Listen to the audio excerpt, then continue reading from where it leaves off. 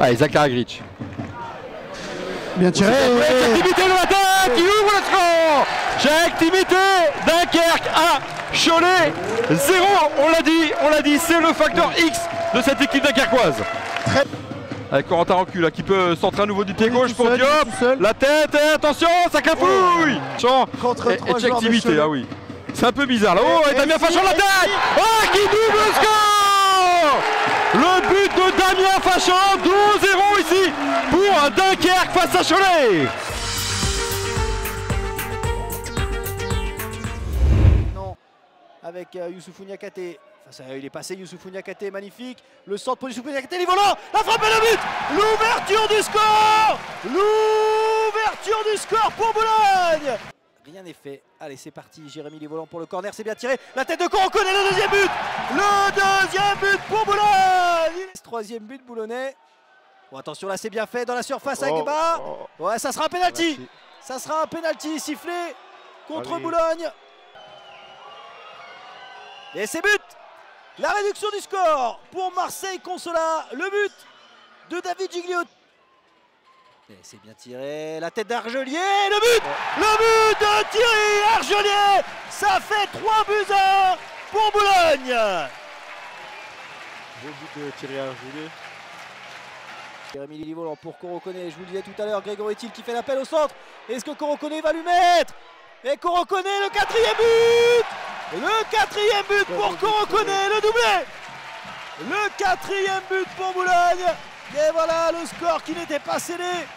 Et Corocone qui vient le mettre.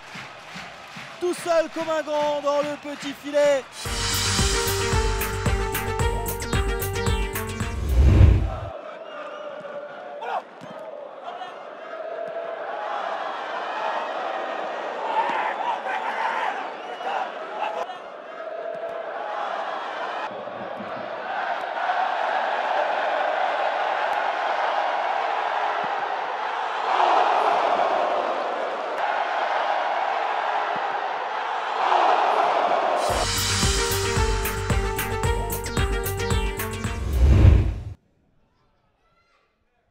Et ça peut être un bon ballon. Maisonneuve qui a cherché. Oh, peut-être le penalty, oui. Penalty obtenu par Abdelkader Krejci. Carton rouge. Et carton rouge. Oh, ça paraît sévère pour Yamadou Fofana. Guy Lavogui face à Kerboriou. Le contre-pied. Et voilà Pau qui mène un but à 0. Après ce coup de théâtre, ce ballon de Maisonneuve loin devant. La faute obtenue. Le club de rugby, attention quand même à cette opportunité pour Gendré, la frappe croisée qui vient mourir au pied du deuxième poteau. Gendré. Oh Buaillon qui a perdu ce ballon. La balle du break pour Rivas. Juste avant l'heure de jeu, Pau qui est en train de faire le gros coup. Pau mène par 2 buts d'écart ce soir. Et peut-être bientôt par 3. Et par 3 buts d'écart. Avec ce 3e but signé Lucas Toussaint. Ouais, entre les lignes, Daubin, le superbe ballon pour Rivas qui dribble Kerboriou et qui va marquer le 4e. 4-0 pour le Pau FC, c'est une démonstration.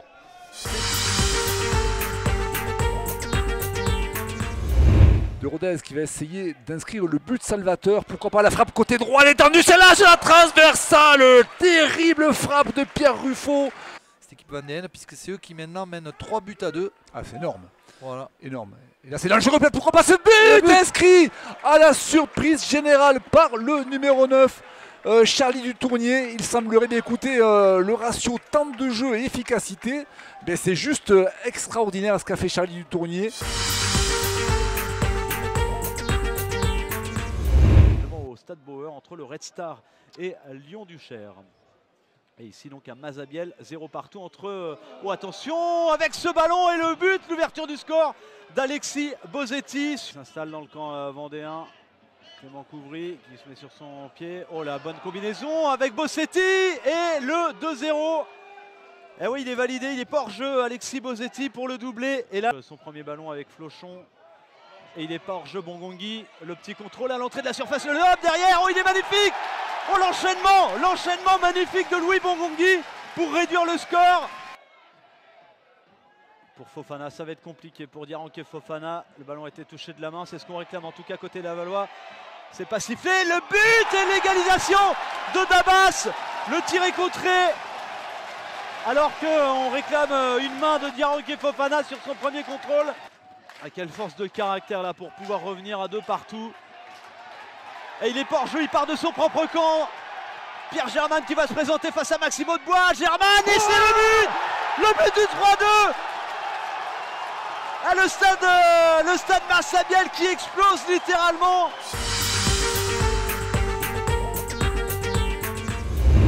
Deuxième but de la saison. Attention à la bonne récupération à Taïsa Laïdouni. Il y a Hamidou Keita, second poteau, il est trouvé. Et l'ouverture du score, non. Le terrain qui a joué un tour à Hamidou Keita, même Zonova, ça part, c'est pas terminé, Padovani. Et c'est contré. La Coupe de France qui sont devant. Attention avec ce Thierry Massavan. La tête de Rabillard. Oh, le poteau, la grosse occasion pour Béziers.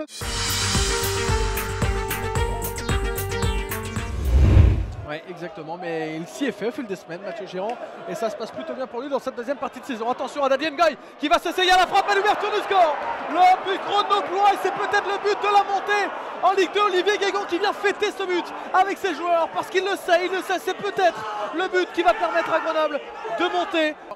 Certes, il y a les... on va suivre ce corner tout de même. La tête de Belvito, renvoyée par les 2 points là. Et la manchette de Théo Guivarch.